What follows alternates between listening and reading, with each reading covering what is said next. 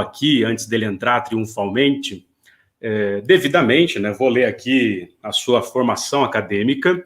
Ele é João Paulo Garrido Pimenta, bacharel, licenciado, mestre e doutor em História pela USP, livre docente em História do Brasil Colonial.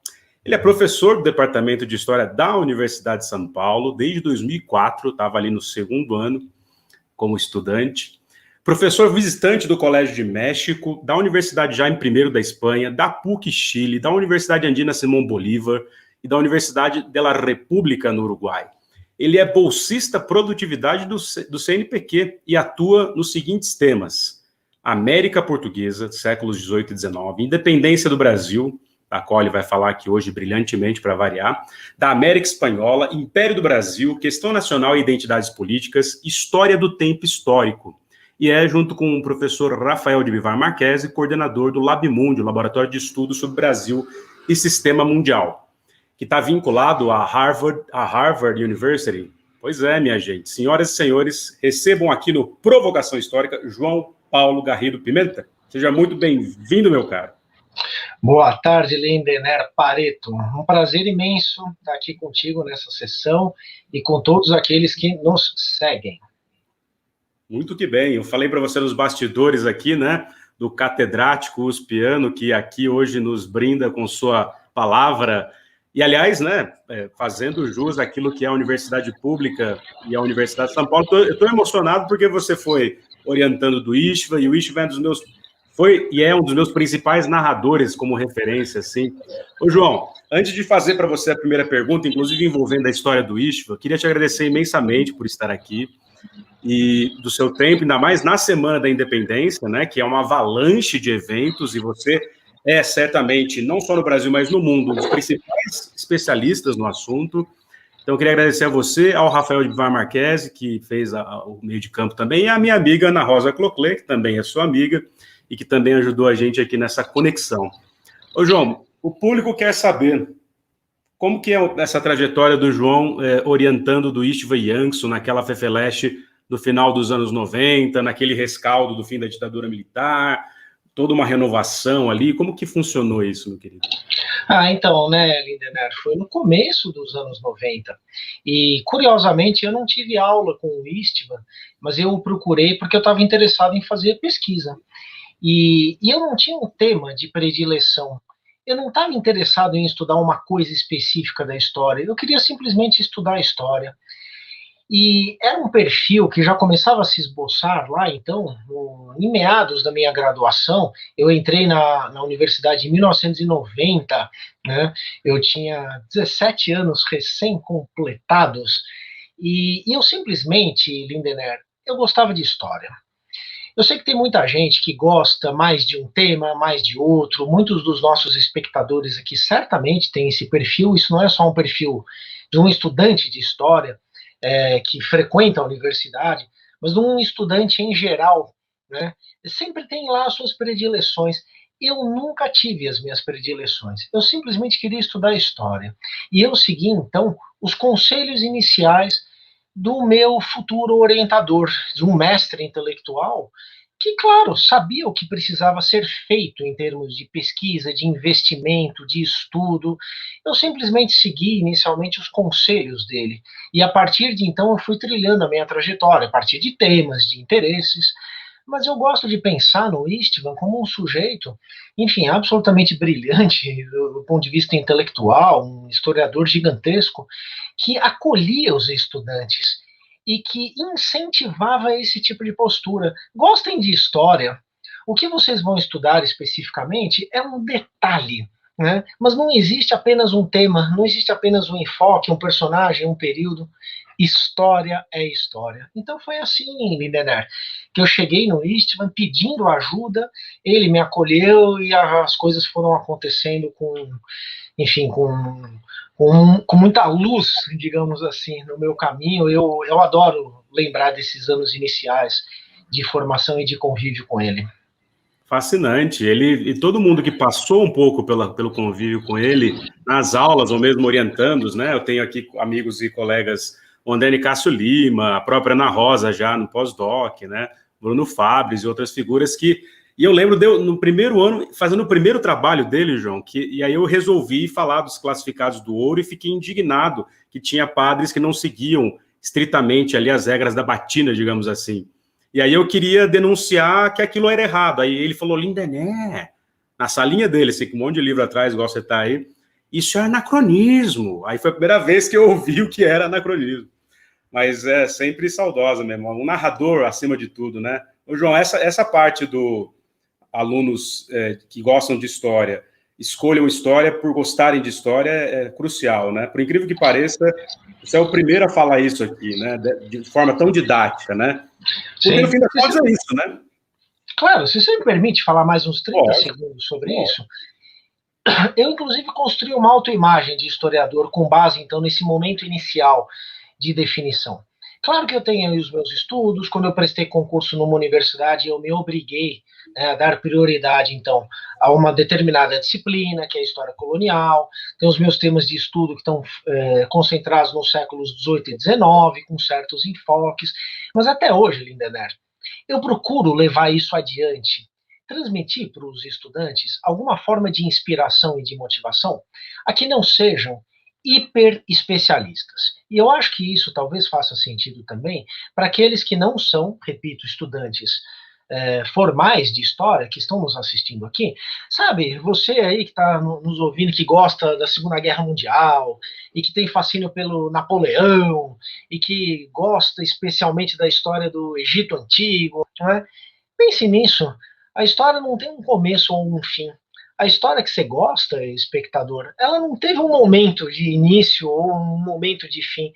Ela foi se mesclando com outras histórias, não é? Então, hoje em dia, Lindener, eu me vejo não como um especialista apenas em determinados temas, mas como alguém que coloca a sua experiência a serviço do conhecimento histórico a partir de temas nos quais eu, se especializou. É simplesmente isso. Eu não tenho uma paixão específica por aquilo que eu estudo, eu nunca me apaixonei por nenhum personagem que eu estudo, né?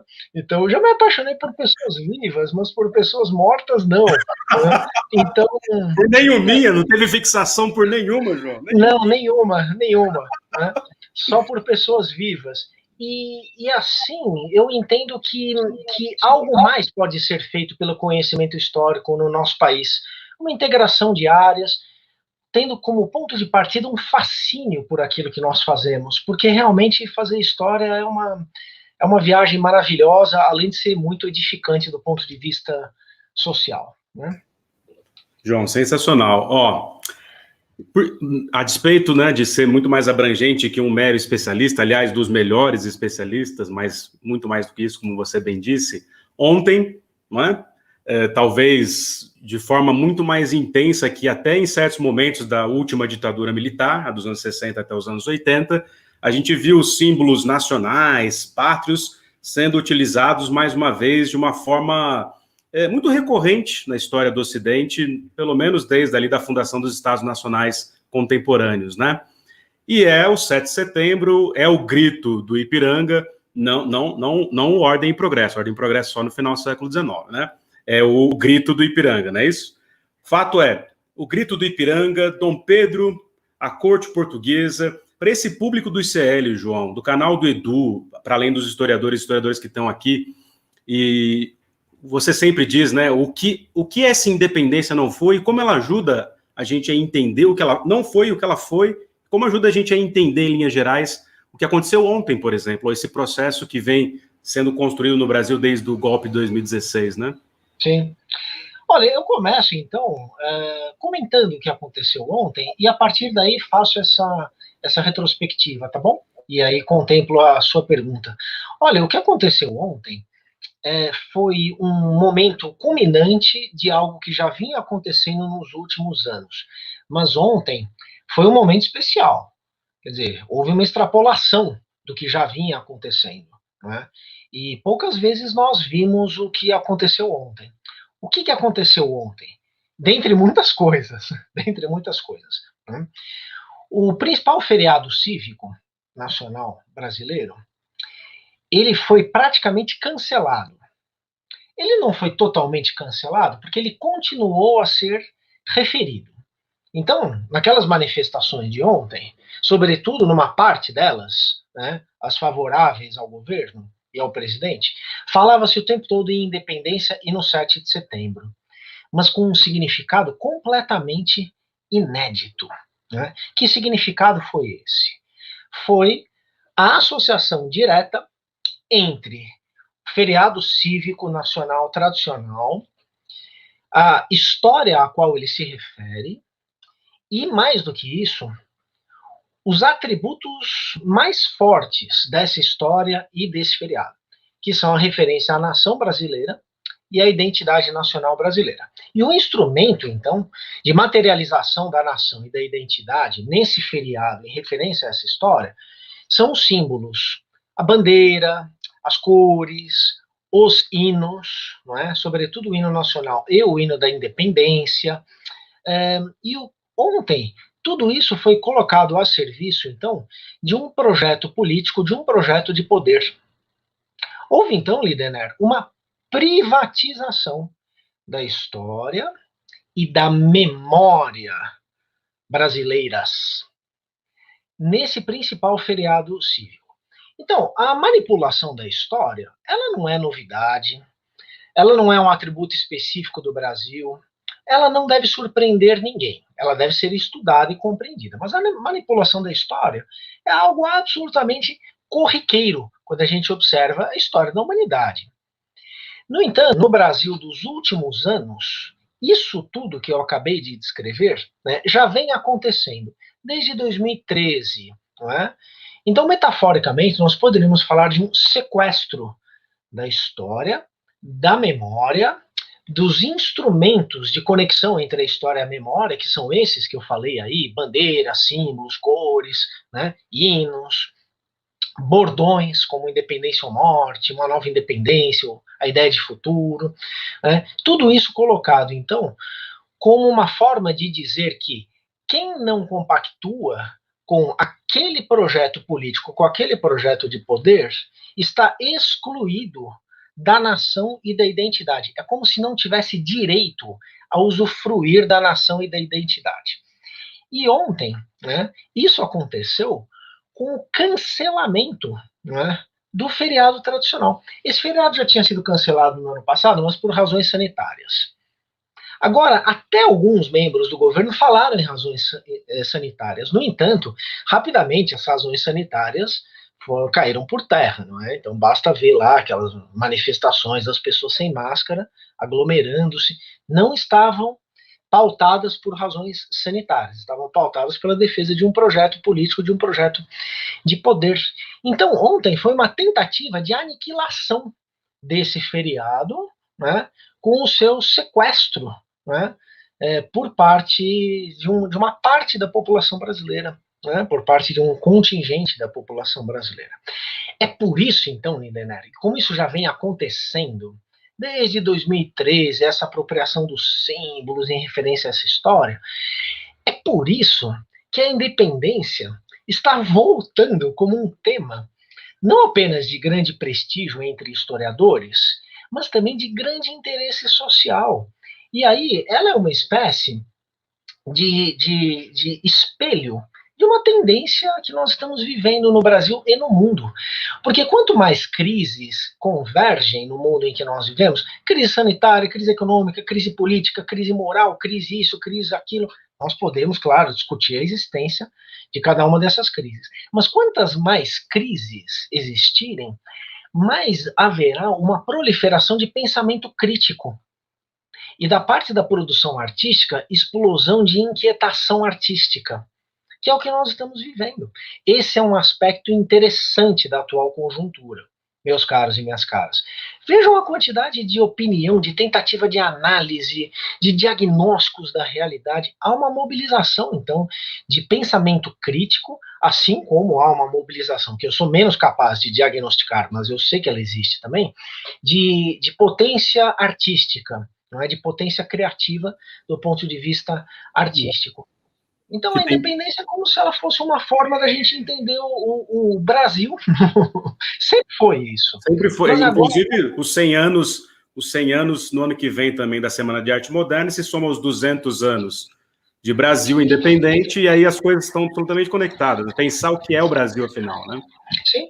Então é interessante, né, a gente perceber como que a história ela vai sendo reinventada pelo presente e vai sendo capaz, então, de fornecer algumas explicações, alguns insights, ou então diagnósticos contundentes mesmo, do que é esse presente. E aí, para responder, então, a sua pergunta, o que há de mais importante na independência, que é uma espécie de denominador comum em todos esses momentos em que ela vai sendo reinventada, desde que ela existiu. Então, ao longo desses 200 anos, ela foi sendo sempre utilizada no presente. Todas essas utilizações, com as suas diferenças. Então, lá em 1922, no centenário, né, na República Velha, em 1972, no momento mais barra pesada da ditadura, governo Médici, no Sesc Centenário, agora em 2022, o denominador comum é que a independência é um marco da criação de uma nação, de um Estado e de uma identidade nacional que não existiam antes. É por isso que é bom, então, a gente começar falando da independência pelo negativo, né? O que, que ela não foi? Ela não foi uma luta de brasileiros contra portugueses. Ela não foi o triunfo de uma nação brasileira que estava sendo dominada por uma metrópole. Né? Ela não foi nada disso. Ela foi um processo histórico que franqueou as portas para o surgimento das três coisas, e essas três coisas existem até os dias de hoje. Então vamos lá. Não foi uma luta de brasileiros contra portugueses, não foi uma, uma libertação da nação oprimida por Portugal, né? Não foi um processo pacífico, não foi um simples acordo entre elites. Houve violência, houve inclusive guerra, alguns episódios de guerra, de enfrentamento aberto entre diferentes partidos políticos, não no sentido de partido de hoje. Antes era agrupamento político, não era uma constituição formal, como nós temos hoje, um partido. Então a independência não foi nada disso. A independência foi outras coisas que asseguro a quem estiver assistindo aqui, se essas minhas afirmações elas ainda podem causar alguma surpresa, asseguro que a história mais verdadeira da independência é tão interessante quanto essa história falsa. E essa falsa, você diz qual? Essa que alguns almanaques fanfarrões e descuidados ficam esculhambando os personagens e os processos, é isso? A primeira história mais falsa, né, a qual estou me referindo aqui, é então a invenção desses mitos que eu acabei de criticar. Né? Então, Brasil contra Portugal, brasileiros contra portugueses, um processo pacífico, nada disso.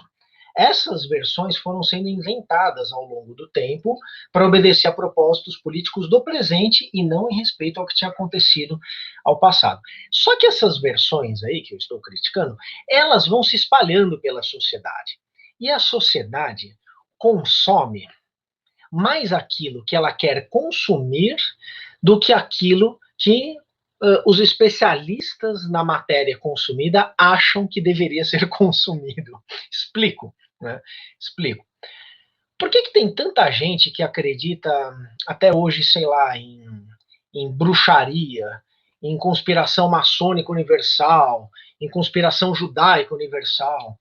Por que tem tanta gente que acredita em fantasma? Por que tem tanta gente que acredita em OVNI? Mesmo que, veja, pode ser que OVNI exista, eu não descarto essa possibilidade, né? Mas desde que se prove isso, né? Então, até o momento não foi provada a existência de nada disso. Os mistérios são sedutores. Eles são interessantes, não há nenhuma dúvida. A gente liga a TV, né? E assiste esses programas de TV a cabo, que são ótimos para dar uma relaxada no final de noite. Alguns são muito bem feitos e são de bom conteúdo. Mas aqueles mais fantasiosos, cheios de teorias da conspiração, cheios de mistério, eles tocam numa demanda, numa necessidade social que as pessoas têm de se relacionar com o sobrenatural, com o inexplicável, né? Com o místico, com o obscuro, como se a verdade fosse sempre algo escondido lá debaixo da terra, ou em algum rincão perdido do universo. E quando a verdade se apresenta às pessoas, olha, eu sou a verdade, eu tô aqui e tal, as pessoas não acreditam nela.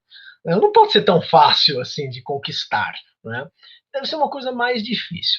Então, é assim que as mitificações vão sendo produzidas e vão se espalhando na sociedade em geral. E aí, quando as pessoas vão fazer divulgação em história, isso tem mudado, hein, Lindeneri? Você é um agente protagonista disso também. Quando as pessoas, então, vão fazer divulgação, elas acabam muito mais por reproduzir mitos, pensamentos enraizados na sociedade, versões tradicionais indevidas. Por quê? Por que, que o divulgador, não só de história, mas de outros conhecimentos, acaba sendo muito conservador? Acaba mais reproduzindo do que produzindo. Porque há um mercado a ser observado. As pessoas gostam de saber aquilo que elas já sabem. Para você aprender alguma coisa, isso é uma obviedade. Eu tenho certeza que todo mundo que está nos ouvindo aqui vai concordar com isso. Para você aprender alguma coisa, você precisa se esforçar. Não importa em que fase da vida, que idade, que formação você tenha. Você precisa parar, você precisa prestar atenção, você precisa pensar, você precisa rever conceitos. Então, a imensa maioria dos divulgadores de história, até aqui, eles têm reproduzido de maneira quase que passiva, alguns de maneira inconsciente e outros de maneira sem vergonha mesmo, conscientemente, apenas o que as pessoas querem confirmado como se fossem já conhecimentos sólidos. Não querem inovar, não querem dar aquele empurrãozinho, sabe? Opa, vamos pensar um pouco diferente, né? Então é isso que acontece. E aí está se referindo àquele problema que a história está sempre às voltas, os franceses chamam de vulgarização, mas que, dadas as devidas proporções, o Brasil até hoje não conseguiu efetivamente fazer. Quer dizer, eu lembro da Cristina Meneghello, do próprio Marquese, falando aqui que, de fato, é preciso dar um passo além. Mas por que a gente não conseguiu? Porque esse mercado está vinculado a uma divulgação jornalística de quinta categoria, e isso de gente que, inclusive, acaba até usando a historiografia grave esse estudo da USP, da Unicamp, de Harvard, mas que, no fim das contas, põe títulos esculhambando a história brasileira, né? Então, por que que isso acontece? E aí depois eu até posso comentar, Lindenberg, eu acho que é pertinente, uma ou outra obra que diz respeito aqui mais diretamente à independência, como alguns bons exemplos. Tá. Então vamos lá, né? Nós temos, de um lado, um monte de profissionais dedicados ao ensino e à pesquisa do conhecimento histórico, e de outra parte, nós temos então um enorme público que eu não chamaria de público consumidor, mas um enorme público que quer saber de história. Esse público pode ser um público formal, então pode ser um público escolar, né, ou um público de estudantes de universidade. Esse sim, por princípio, eles têm que estar sujeitos à transformação, né? Mas isso não esgota o público é mais amplo, né? Aí, nós temos uma outra parcela da nossa população, que são os divulgadores de história. Agora, o primeiro grupo e o terceiro grupo têm se confundindo, eles têm se misturado, isso é bom. Ou seja, cada vez mais, divulgadores de história são professores e pesquisadores de história. No entanto, a esses professores e esses pesquisadores, falta algo que é importante para chegar ao público. Falta técnicas, não só de inserção no mercado, mas de comunicação. Falta tecnologia. E como que você vai cobrar de um professor que leciona, então, numa escola pública, numa região periférica, com condições de trabalho péssimas, né, com a sua liberdade de expressão ainda por cima sendo cerceada, porque até algum tempo atrás, né, o que a gente tinha? A gente tinha um monte de professores em péssimas condições, mas que pelo menos tinham a sua liberdade. Fechavam a porta, o mundo era deles. E aí eles podiam deitar e rolar na sua especialidade. Agora, nem isso, eles são ainda perseguidos. Aluno está filmando, pai está denunciando, né? Instâncias governamentais caindo em cima do professor. Né? Como que você vai exigir que um professor desse faça divulgação de conhecimento histórico para um público mais amplo?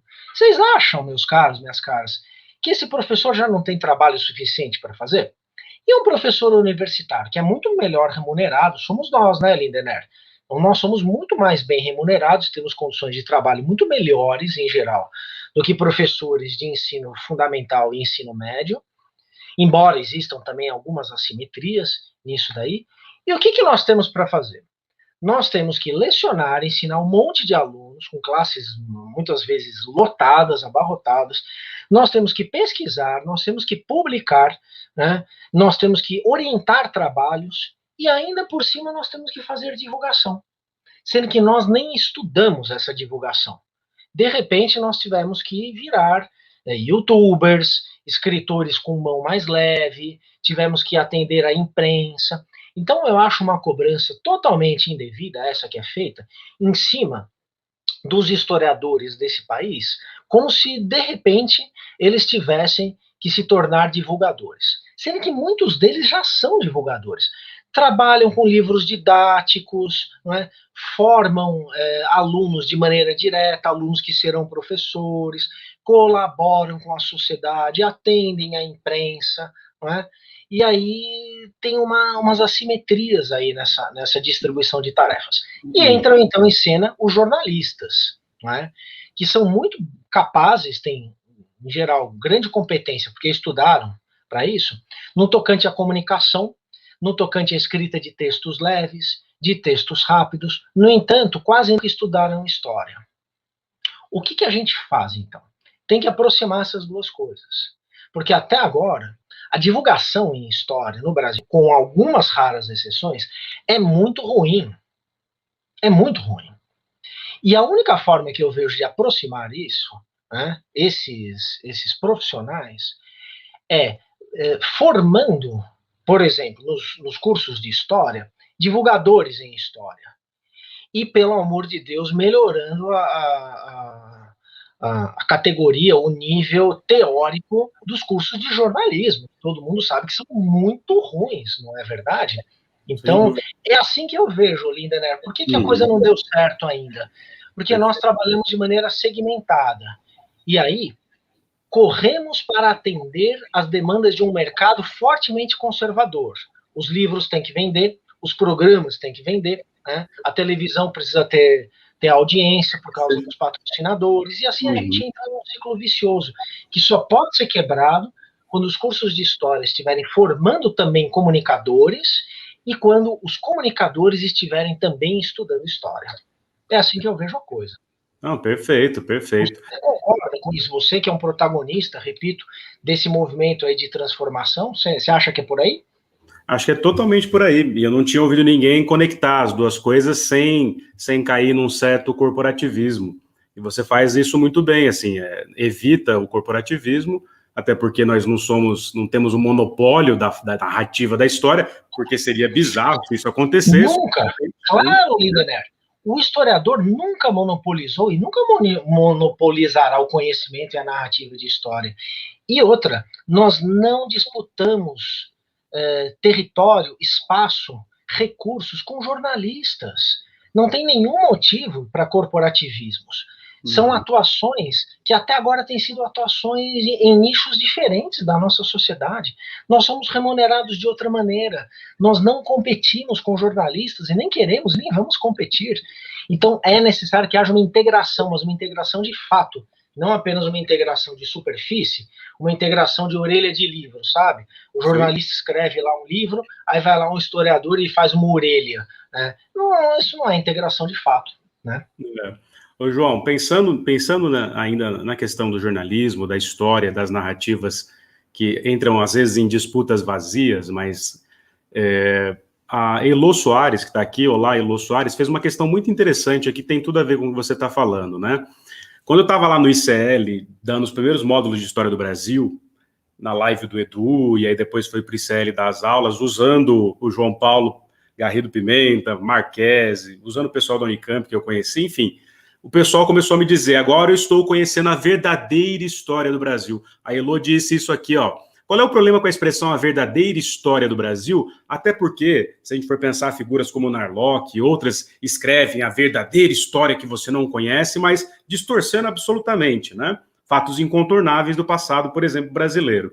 Qual é o problema com a expressão a verdadeira história do Brasil? Existe a verdadeira história? Olha, existe uma verdadeira história que é inalcançável, é inatingível. Nós, historiadores, aprendemos muito cedo a lidar com a noção de verdade. O que é essa noção de verdade com a qual nós lidamos? E é a mesma do jornalista, hein, Lindener? Né? É o seguinte, existe uma verdade. Às vezes, são muitas verdades. Nós não podemos abdicar jamais da concepção de que existem verdades no mundo. Senão a gente cai num relativismo maluco. A Terra vira plana. Não pode ser. Não é? Existem verdades. No entanto, para se chegar a uma verdade, é necessário percorrer vários pontos de vista. Para se chegar àquele ou aqueles que são os melhores, e aí justificar por que aquele ou aqueles são os melhores. Então, nós dizemos que a verdade, em geral, ela é inatingível na sua plenitude. No entanto, nós estamos sempre tentando nos aproximar da verdade. É assim que funciona o conhecimento. É assim que funciona, ou deveria funcionar, o trabalho do historiador e o trabalho do jornalista. É por isso que o jornalista ouve diferentes vozes, mas não é para apresentar um mosaico de verdades. É para levar ao leitor qual é a melhor verdade até que se prove o contrário. Então, Elo, é assim que a gente lida com a verdade. É por isso, então, que nós não podemos aceitar, não é, pseudo-verdades. E você citou o caso do Leandro Narlock, né, que é um livro que fez um maior sucesso, aí, os livros, né? Guias politicamente incorretos, virou até programa de TV, né? Eu tinha feito aqui uma referência muito rápida, acho que eu posso esmiuçar isso um pouco, Lindener. Eu não mencionei, né? Mas eu estava pensando nos livros do Laurentino Gomes, também grande sucesso editorial. Muita gente entra na história da PUC, da USP, da Unicamp, lendo o Laurentino, né? Sim, ou o Leandro Narlock, o Amélie Del Priore e tal.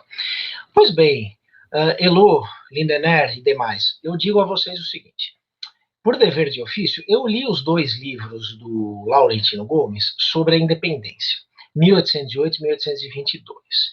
Eu li como muitos leitores não leem, quer dizer, eu li de cabo a rabo, porque esses livros eles são compostos com capítulos curtos que não necessariamente se conectam. Você pode pegar lá um dia, ler um capítulo qualquer, depois você volta no outro capítulo, tal, o que torna o livro mais palatável, mas torna o livro muito menos forte na sua capacidade de explicação. Por quê? Porque você não explica a história com flashes. Você não explica a história com um espirro. Você não explica a história com um susto. Você precisa concatenar processo. Né? É assim que você explica. Tudo bem. Então eu li os 2 livros e fiz várias anotações. E fiz, então, uma apreciação crítica como historiador da independência num artigo que já foi publicado faz tempo, em 2013. Se chama Independência e uma Cultura de História no Brasil.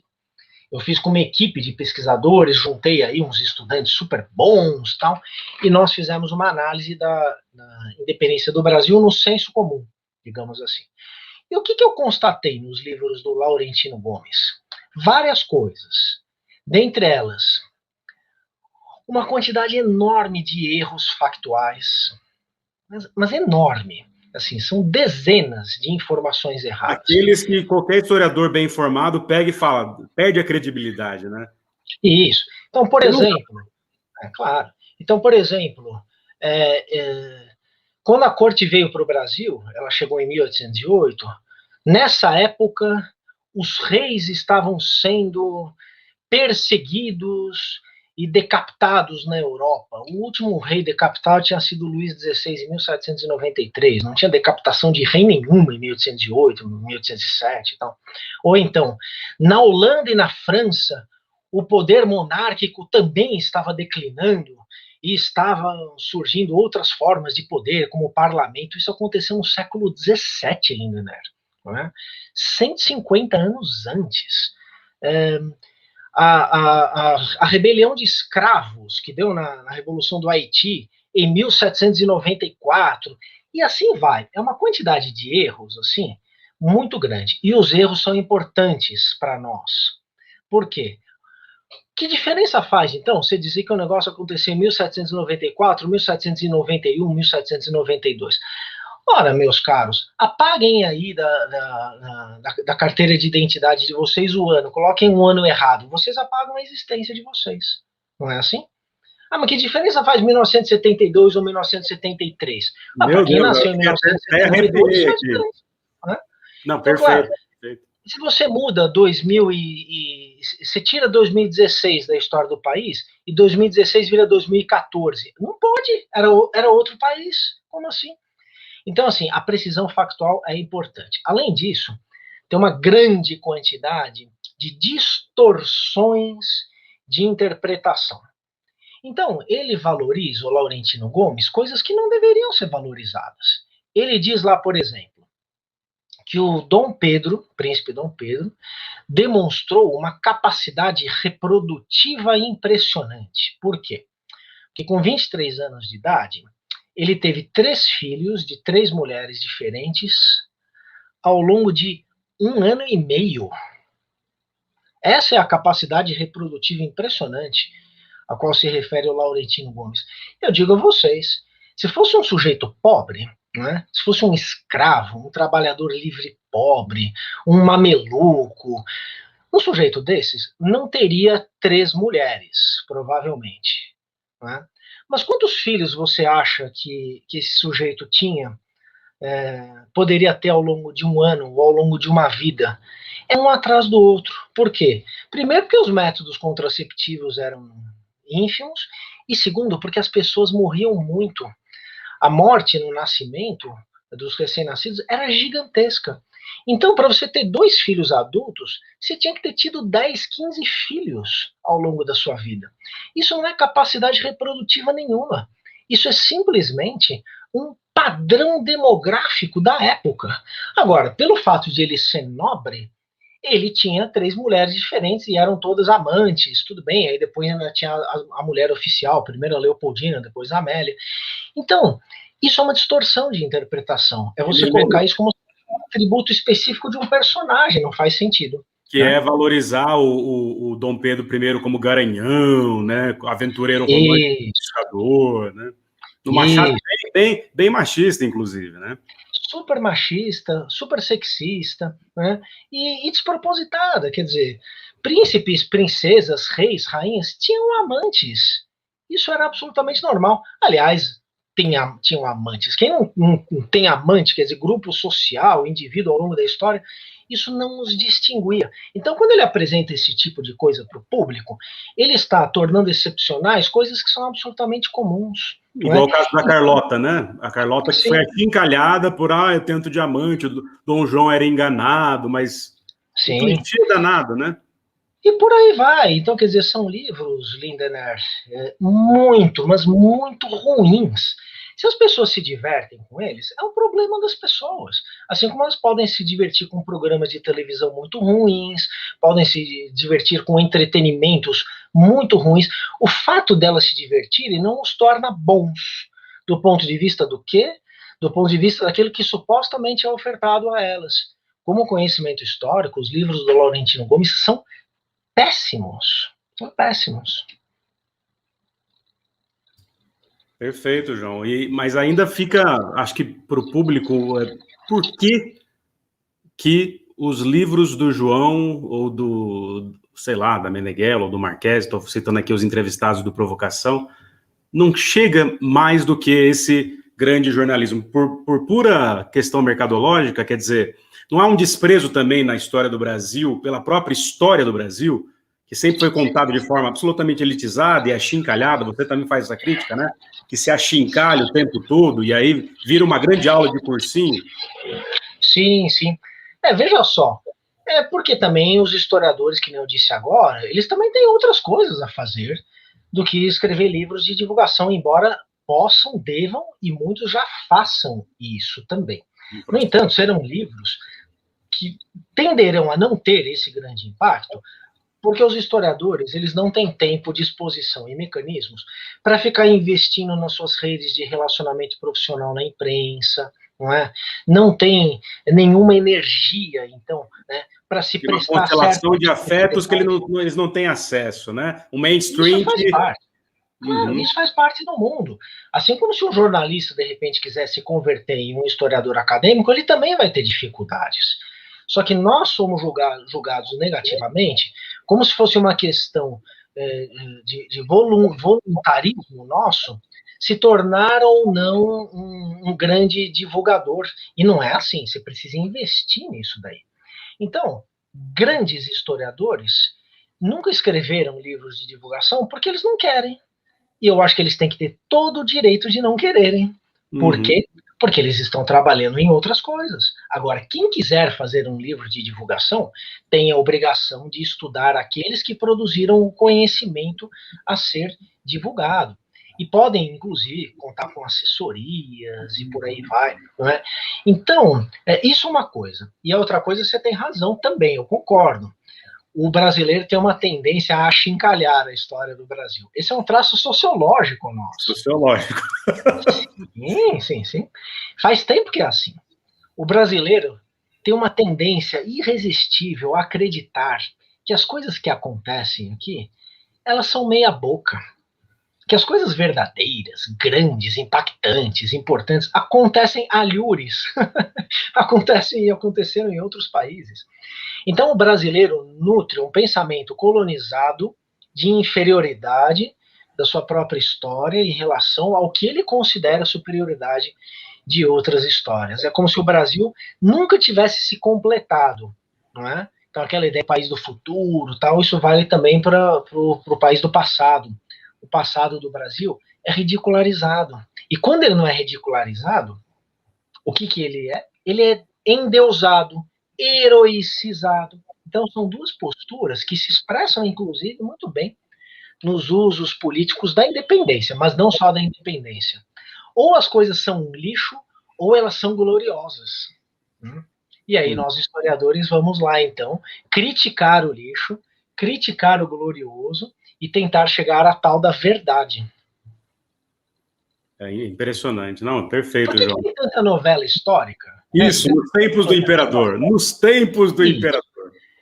Vocês vejam como tem tanta novela histórica. Claro, porque as pessoas sempre se interessam por história. Então, eu não concordo com aquela coisa que o brasileiro não liga para a história. Não, tem milhões. Agora, na verdade. Mas tem muita gente que adora, claro. O sucesso aqui do seu canal é uma amostra disso também. Então, tem um monte de novela histórica, porque tem sempre gente que gosta de história. E é muita gente para justificar o investimento numa novela da Globo. Legal. Mas também é irresistível, né? Tem que ter um pouco de humor. Eu acho que de uns tempos para cá as novelas históricas têm perdido um pouco do humor e elas têm se tornado mais suscetíveis a pautas identitárias, elas estão ficando um pouco mais politizadas. Sim. Mas até um tempo atrás, falar do Dom João, do Dom Pedro, da Carlota... Eu sou da geração, João, do Quinto dos Infernos, com o Marco Nanini. Né? Não, o Nanini fez o filme. O Dom João era o André Matos, eu acho. Ai, Carlotinha, né? Lembra o Quinto dos Infernos? É claro. Ô, Linda, eu assisti, para escrever esse artigo ao qual me referi, né? Independência é uma cultura de história no Brasil. Eu assisti o Quinto dos Infernos inteiro. Eu comprei os DVDs. E tenho até hoje um caderninho com as minhas anotações. E fui tomando nota. Como que aquilo se conectava com o Laurentino Gomes? O que aquilo tinha a ver com o livro didático? O que aquilo negava ou reforçava um programa do YouTube? E assim foi, né? Eu e a minha equipe, a gente analisou isso daí. E tem umas coisas tão interessantes, mas tão interessantes, né? Tem lá os extras do DVD. Ó, pessoal, isso aí não é fácil de assistir. No DVD tem os extras. E a Bruna Lombardi, né? Sabe a Bruna Lombardi, claro, né? Tá. A Bruna Lombardi, ela é uma atriz coadjuvante. E tem um extra em que ela diz o seguinte: ela está sendo entrevistada, tal, como atriz, né? Olha, eu adorei fazer essa série porque eu aprendi muito da história do Brasil. Mas não aquela história dos livros, das escolas, aquela história sisuda. Eu aprendi a história divertida, a história por detrás né, da história oficial, que é a história divertida. Então o brasileiro acha que o humor é capaz de revelar verdades, não por coisas com as quais eu e você seríamos convergentes em concordar. Quer dizer, o humor revela coisas, mas não é de maneira, claro, mas não é de maneira direta assim. Você imagina que algum inglês que estudou minimamente a história acreditaria que ao assistir os filmes do Monty Python ele estaria aprendendo a verdadeira história? Não, né? Claro que não. Ele sabe que aquilo é humor, que a verdade do humor está em outros cantos. Então essa fala da Bruna Lombardi é muito sintomática desse dado sociologizante, né? O brasileiro que acredita que o humor revela a verdade, porque a verdade está sempre escondida em algum lugar, em algum recôndito perdido. João, perfeito. O Selton Mello voltou triunfalmente a fazer novelas da Globo e reestreou depois de mais de 20 anos como Dom Pedro II. A cena inicial da novela, porque eu fiz questão de ver exatamente para falar disso aqui, porque a gente precisa falar das distorções que o nosso maior grupo de comunicação, a nossa Hollywood tropical, faz em termos de distorção do passado brasileiro, né? Começa com o Dom Pedro II velhinho, o Selton Mello, em frente à Torre Eiffel, como se a Torre Eiffel fosse já, né, ficasse apinhada de gente. Claro, desde que ela foi inaugurada, ela foi chocante, mas não era esse ponto que se configura assim só no século XX, né? Cheia de clichês. Aí ele fala numa entrevista que é bom fazer um homem tão cívico e perfeito como Dom Pedro II, né? Por que isso é errado? O Dom Pedro II era essa figura toda, né? Como é que a gente pode desconstruir essa imagem do imperador cidadão? Olha, Lindenberg, é que a ênfase nos indivíduos, ela exagera nos atributos individuais da história. É claro que a história, assim como as sociedades, elas são feitas de indivíduos, mas os indivíduos nunca agem sozinhos. Para a gente entender por que atributos individuais de uma pessoa são capazes de influenciar a história, nós precisamos estudar a inserção daquele indivíduo numa sociedade. Então, quando a gente trata dessas figuras, nessa perspectiva aí, Dom Pedro II e tal, nós estamos exagerando nas características individuais de uma pessoa e com isso estamos retirando essa pessoa da sociedade. E com isso não se entende a pessoa e não se entende a sociedade. Essa é uma coisa, então.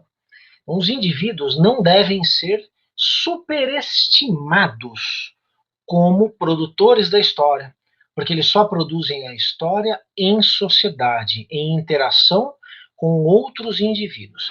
E além disso, a insistência na capacidade dos indivíduos de mover a história abre brechas muito perigosas, e aqui é um diagnóstico político mais do que um diagnóstico histórico, historiográfico, abrem brechas, essas ênfases excessivas no indivíduo, para os autoritarismos, para as concentrações de poder, né?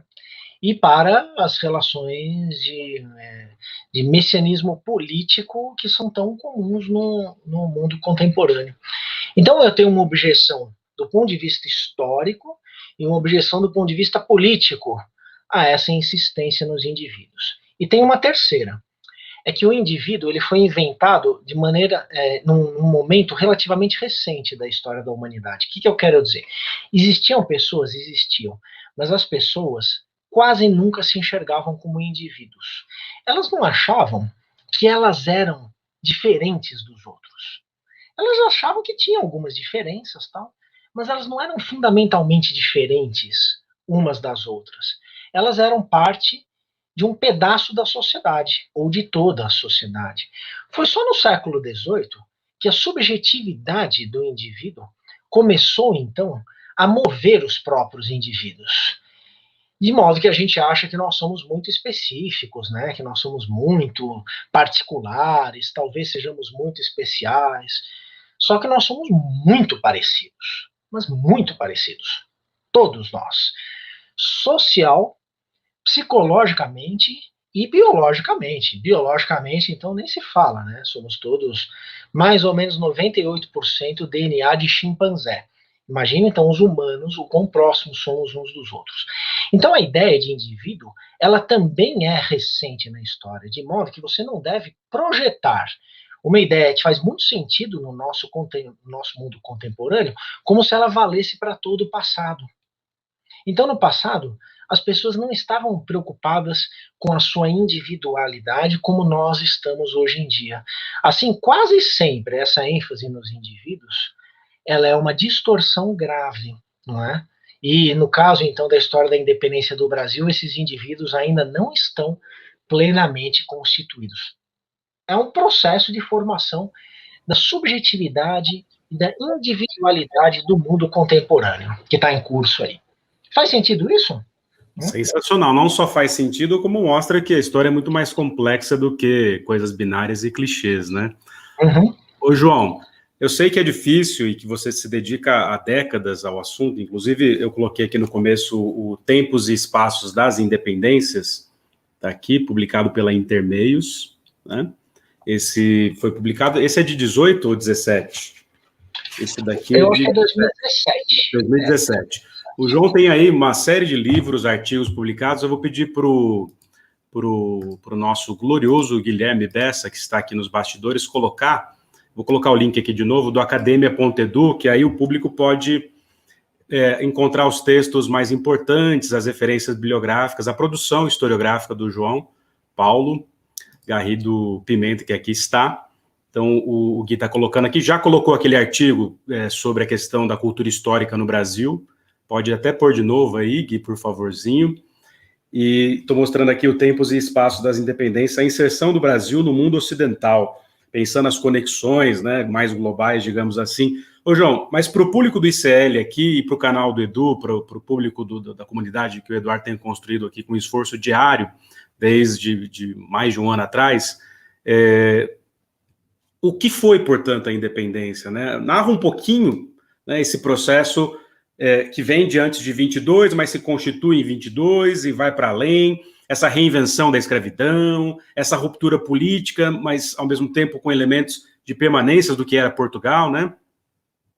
Claro, claro. Eu não queria aqui que os nossos espectadores, seguidores, né, dessa já noite, saíssem daqui apenas com uma ênfase na desconstrução, né, dos acontecimentos históricos, dos personagens, que também saíssem daqui, digamos, com uma ideia preliminar, ainda que sólida, né? Afinal de contas, do que nós estamos falando dessa independência?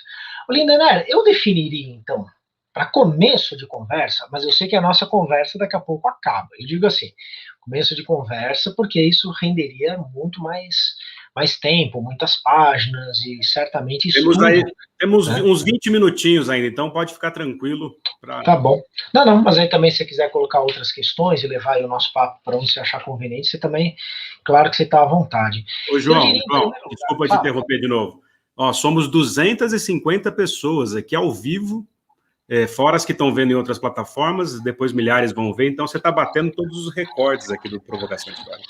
Legal, isso só mostra, né, independentemente do recorde, é claro que isso mexe um pouquinho com o meu narcisismo, mas não podemos exagerar nisso, senão a gente perde a seriedade e a concentração, né.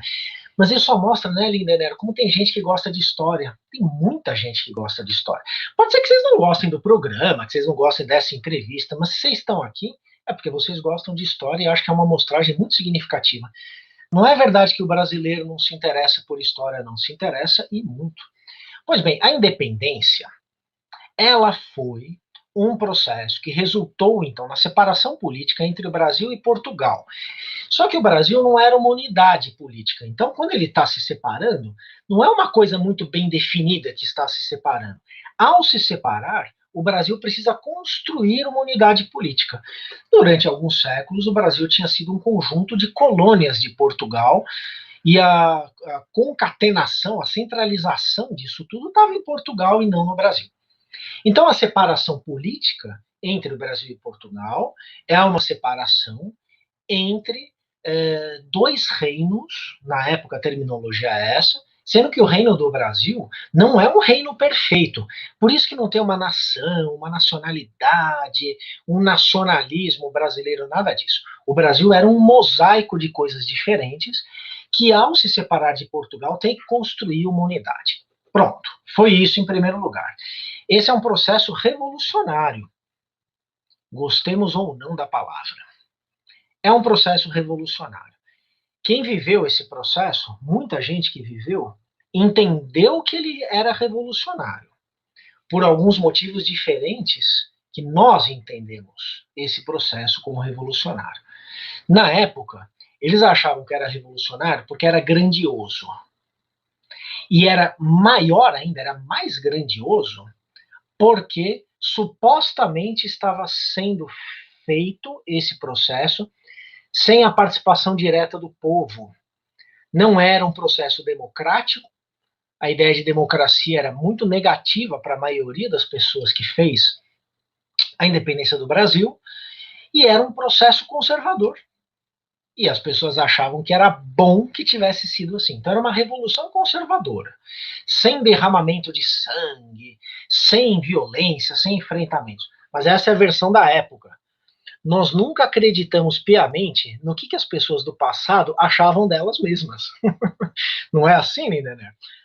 A gente tem que formar a nossa própria análise. Não à toa a gente vai para os divãs, né, dos analistas, né? Exatamente, claro, né? A gente não acredita no que os personagens achavam que era a história deles. Nós temos que explicar considerando o que eles achavam, mas a gente não pode acreditar piamente. Então foi uma revolução, dizemos nós, historiadores hoje, 200 anos, né?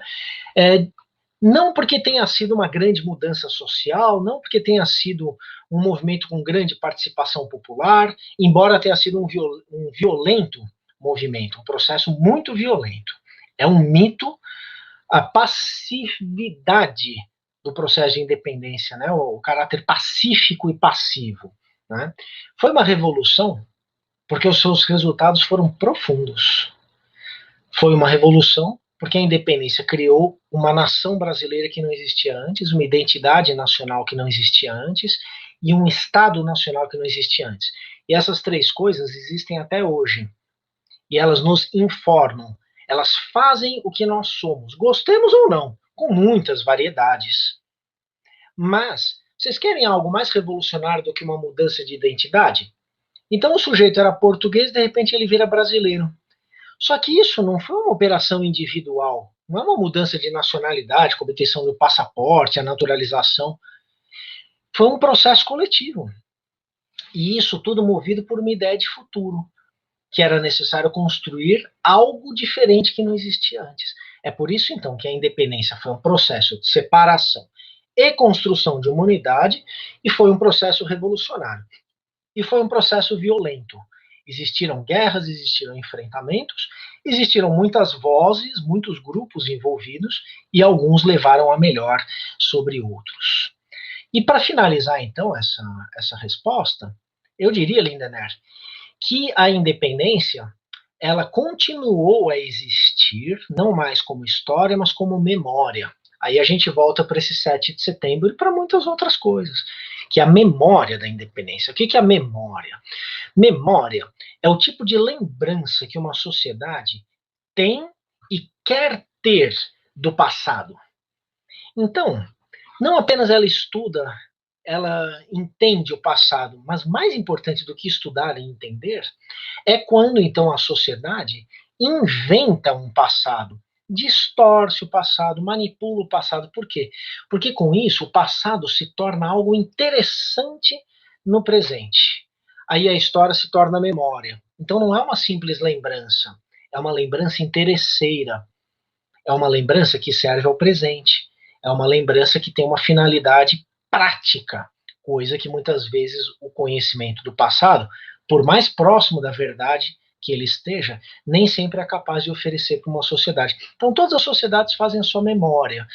E a independência, então, não apenas é história, mas é memória também. Você acha isso satisfatório, Lindener? Quer que eu aprofunde algo ou vamos para outra? Acho absolutamente satisfatório e contemplo, inclusive, questões que estão aparecendo aqui no chat, as questões pertinentes aqui que estão aparecendo no chat. que a Luzia, por exemplo, perguntou a sua opinião sobre o último 7 de setembro, o João falou sobre essa opinião no começo da live, fica gravado, então é só retomar, não é? Tem algumas questões que envolvem essa guinada historiográfica, digamos, mais identitária, e evidentemente com muita razão de ser, né, apesar de algumas críticas, mas que tem a ver com outros personagens, outros grupos que nunca foram narrados na história brasileira. Não só a história da independência da Bahia, por exemplo, igual mencionaram aqui, mas a história e os... Acho que uma coisa interessante de pensar, você na sua linha, digamos, da macropolítica, mas da política, da nova política, né, que envolve todas as outras, como diz o Novaes, esferas da existência, né? Mas pensando essa reinvenção da escravidão como uma política da escravidão, como lembra o Tames, né? E que você também, enfim, já vinha fazendo isso, ele aprende de você, aprende do Marquese, né? Sim. Olha só, a reinvenção da escravidão é também a reinvenção da monarquia, é também a reinvenção da territorialidade. A gente diz de maneira muito simplória, a gente não, vai, eu não digo isso. Vocês entenderam, né?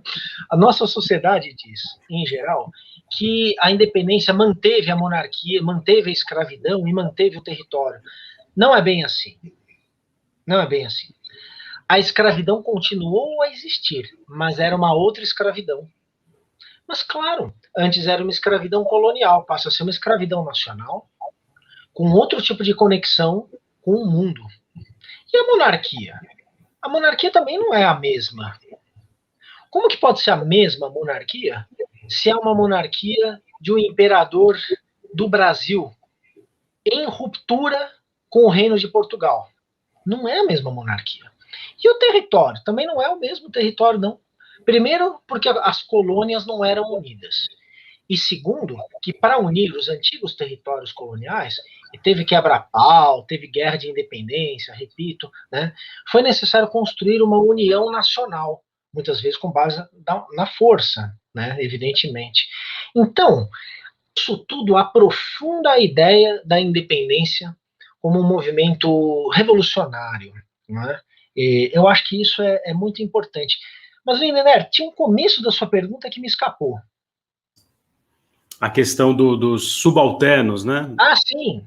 Claro. E aí,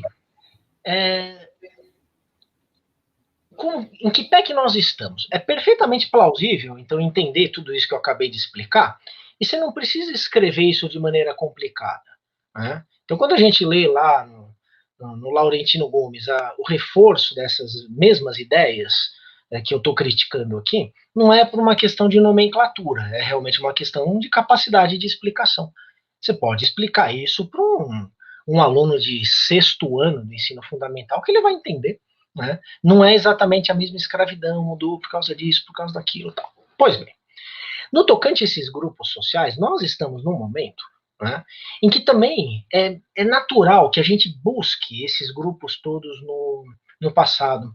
E a independência, que sempre foi tida, então, como um processo muito conservador, embora seja um processo revolucionário, a gente tem que se entender com essas duas coisas, né?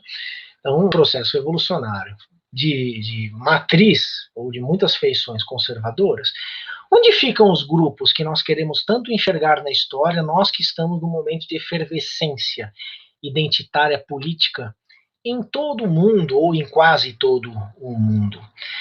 Olha, minhas caras, meus caros, digo a vocês, a luta contra o racismo no nosso Brasil atual, a luta pela equiparação de direitos às mulheres, a luta pelo reconhecimento dos direitos indígenas. Nada disso deve nos levar a inventar uma participação desses setores em histórias do passado. A gente não pode inventar o passado. A gente precisa tentar entender o que ele foi. No entanto, essas questões atuais ajudam a gente a olhar um pouco melhor para o passado. Aí eu dou um exemplo. Teve participação feminina na independência do Brasil? Teve. Mas as mulheres não foram protagonistas da independência do Brasil. Não podemos inventar esse protagonismo. Então, a equiparação de direitos, né, hoje, não passa pela invenção de uma história, pela falsificação de uma história. No entanto, o presentismo, a atualidade da questão da equiparação dos direitos às mulheres, nos ajuda a enxergar melhor o papel das mulheres na independência, ainda que tenha sido um papel diminuto. Mas houve um papel. Então a Leopoldina, ao contrário do que andam dizendo por aí, mas isso é natural também, né? Porque nessas efemérides, um monte de gente que não entende nada de história começa a falar, e é um pouco parte do jogo, é normal que seja assim, né? Então tem gente aí dizendo que a Leopoldina assinou o decreto de independência do Brasil. O Lindenberg, mas que decreto de independência do Brasil é esse? Não existiu isso daí, né? Que Dom Pedro gritou porque ele recebeu a carta da Leopoldina, em que a Leopoldina já decidia a independência do Brasil. Isso é uma invenção, né? Ele teria recebido ali no Riacho do Ipiranga, né? Ele recebeu uma carta da Leopoldina, assim como uma carta do José Bonifácio, a carta de um agente diplomático. Ele recebeu algumas cartas no Riacho do Ipiranga, mas provavelmente a carta da Leopoldina dizia: Pedro, meu querido príncipe e amado esposo, aqueles protocolos discursivos, né? Haja com moderação e escute seu ministro José Bonifácio. Provavelmente era isso que estava escrito na carta. Mas aí as pessoas querem exagerar o protagonismo político da Leopoldina. E a Leopoldina tinha participação política importante. Só que não foi ela que inventou a independência do Brasil. Então isso é uma distorção. Então é isso, Lindenberg, que eu vejo. A gente está mais sensível, evidentemente, para novos temas e a participação desses agentes sociais na história, mas isso não nos autoriza a violentar, a destruir o passado em nome das nossas necessidades do presente. Sabe, no fundo, para que eu acho que serve o estudo da história? Eu acho que não é para explicar o presente. Eu acho que é para entender o presente, não para explicar. Por que entender o presente? Porque o presente é constituído historicamente. Então, se a gente estuda a história e a gente aprende a pensar com a história, a gente vai entender o que há na realidade, porque a nossa realidade também é resultado da história, não é? Então, a gente não vai para o passado para acertar contas com o presente. A gente vai ao passado para aprender a pensar historicamente. E aí eu volto àquele primeiro ponto. É por isso que é muito útil a gente sair do nosso tema específico de predileção. Porque quanto mais a gente estudar outros temas, melhor a gente vai entender o que é pensar historicamente. Como que uma sociedade, então, ela se constitui, ela é o que ela é, por conta dos seus processos de transformação. Quando a gente entende isso, a gente está pensando historicamente. João, eu me senti de volta nos melhores bancos escolares das graduações em História do Planeta, que evidentemente também é a minha casa de formação, que é a FEFELESTE, lá com o Istvan na época. Enfim, você já estava... Você e o Rafael Marquesi são frutos ali de uma entrada de uma greve que também ajudei a construir em 2002, olha só. Mas enfim, nem entendi o que era aquele mundo ainda, mas estava lá apoiando a greve. Claro, foi uma greve que nós tivemos uma falta, uma escassez brutal de professores na Faculdade de Filosofia da USP, e uma greve estudantil, e uma greve que exigiu, então, a contratação de mais professores, e acabou, né, com a obtenção de 92 novos professores para toda a Faculdade de Filosofia. História é um dos 11 departamentos daquela faculdade, né? E o departamento de História conseguiu 13 professores. 13. O Lindenberg, você participou disso? Você fez parte de uma história incrível, viu? Essa greve estudantil foi um negócio incrível. Né? É bonito de ver. João, ó, nosso tempo está acabando, mas antes de eu passar para você fazer aqui as considerações finais, se despedir do nosso público, eu queria dizer que sorte da USP, do Brasil, tão pensado, sonhado, discutido, narrado, tragicamente ou não, de ter você como um grande estudioso da nossa independência, da nossa história, mas acho que acima de tudo aqui no caso hoje, de pensar historicamente dessa forma e, enfim, né, pelo menos dar aqui elementos contundentes de por que a gente estuda história e por que somos a própria história também, né, a despeito de não a fazermos do jeito que a gente quer ou gostaria de fazer. Então eu queria te parabenizar pelo professor que você é, pela generosidade que você tem, pela sua trajetória, obviamente, e dizer que já era seu fã e sou mais ainda. Então, muito obrigado. Mas antes da gente ir aqui, vou dar 2 recados. Um dos recados é que esse espaço aqui do Provocação Histórica, o que vai colocar o link aí para vocês, é mantido pelo Instituto Conhecimento Liberta, que foi fundado no ano passado pelo Edu Moreira, pelo Gessé Souza, para fazer com que a gente, né, divulgue, como estamos fazendo hoje aqui, história, filosofia, espiritualidade, enfim, ferramentas para o mercado de trabalho. Ou seja, o ICL já tem mais de 60 cursos, tem curso com Stuquinha, que fotografou o Lula, tem curso com o Janine Ribeiro. Eu já dei um curso de História do Brasil, usando as lições do João Paulo Pimenta e de outros tantos profissionais da história. Enfim, esse espaço de divulgação de história está vinculado ao ICL, então conheçam o Instituto, vocês vão adorar. Aliás, vai ter uma aula, vai ter um curso do Chomsky. O Chomsky gravou um curso para o Instituto Conhecimento Liberta, e vai ter uma aula especial no final de setembro com o Gessé Souza, o Eduardo Moreira, a Suzy Pisa discutindo o Chomsky. E deixa eu anunciar o meu convidado da semana que vem, que eu falei para o João aqui nos bastidores. Paulo Freire, não educador, seria muito bom, claro, entrevistar o educador, mas ele já faleceu.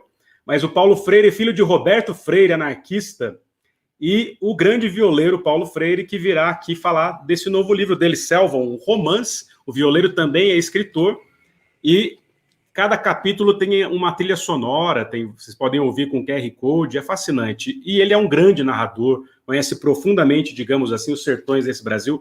Paulo Freire estará conosco, João, na semana que vem.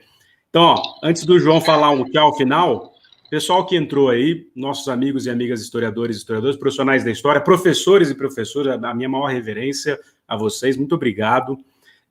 Um beijo no coração do Goiena, do Alain, do Marquese, a quem eu agradeço de novo, da minha amiga Ana Rosa Cloclé, para a Margarete, para a Vani de BH, para o Jorge Leão. Enfim, estou fazendo aqui o rádio do Provocação. Ô, João, meu caro, não te perguntei aquela pergunta, né? Você tem vários filósofos por aí usando e até errando em fatos históricos de forma bem tosca. Mas vamos fazer um exercício de futurologia bem anacrônico. E aí? Eles deram o golpe para no ano que vem entregarem de bandeja para o Lula? Olha, é aquela coisa, né, Lindener? Nós, historiadores, a gente se arrebenta, né, para tentar entender o passado e pensar historicamente o presente. Fazer previsão de futuro, me inclua fora dessa, que me diz o bem-humorado ditado, né? Eu não sei o que vai acontecer com esse país, eu não sei o que vai acontecer com esse governo, eu não sei o que será em 7 de setembro do ano que vem. A única certeza que eu tenho é que tudo isso vai mudar, né? Por quê? Porque a história é assim. A história é assim. E se eu pudesse, então, eu posso, em 15 segundos, deixar uma mensagenzinha final aqui, né? Eu queria, então, me dirigir àqueles que estão participando aqui e que não são profissionais da história e que não são estudantes formais de história e que são, enfim, estudantes por muitos outros motivos. Uma coisa, aliás, várias coisas nos unem, mas uma delas eu queria mencionar aqui. Porque só estuda história quem é apaixonado por esse conhecimento. Então, vocês que não estão e não frequentaram uma universidade, um curso de história, e que estão aí, né, levando adiante esse interesse, tentando qualificar minimamente esse país, estudem seriamente, estudem com afinco, divirtam-se também. Mas divirtam-se fazendo disso um hobby sério, um hobby que tem impacto social, que tem comprometimento, não é? Todos nós, repito, somos apaixonados pela história. Eu decidi, se é que um pirralho de 12 anos decide alguma coisa, que eu ia estudar história, porque eu viajava no tempo. Simplesmente isso. Eu abri um livro de história e eu viajava no tempo. Assim sendo, desde sempre eu também me diverti. Mas que seja um divertimento sério. E repito, estudem, qualifiquem essa cultura de história do Brasil, ajudem a nossa sociedade a estar sempre entendendo a si mesma uma perspectiva crítica. A história é uma tremenda de uma ferramenta para se fazer isso. Além de ser muito divertido, muito legal. Tá bom? É isso. Ô, Lindenberg, parabéns pelo trabalho todo, viu? Você e da equipe toda aqui. Vocês estão realmente aí de parabéns. É isso que vocês estão fazendo, isso que eu acabei de falar aqui, né? Valeu, tá? Que isso, João. Eu que agradeço o comentário elogioso. Ouvir isso de você é uma alegria imensa. E, mais uma vez, muito obrigado por estar aqui. Ó, se der, semana que vem, assiste o violeiro Paulo Freire narrando suas histórias aqui. E vamos nos despedir desse público maravilhoso e de você, meu caro João Paulo. Eu entrevistei aqui o João Paulo Garrido Pimenta, professor do Departamento de História da Universidade de São Paulo, da USP, um dos maiores estudiosos no mundo de história das independências da América Espanhola, da América Portuguesa, enfim, um baita estudioso, um baita historiador, um baita professor e narrador, tal qual o seu mestre também, Istvan Llansó. Meu caro, um beijo no seu coração. Ô, Gui, um beijo, Gui. Põe aí o Paulo Freire.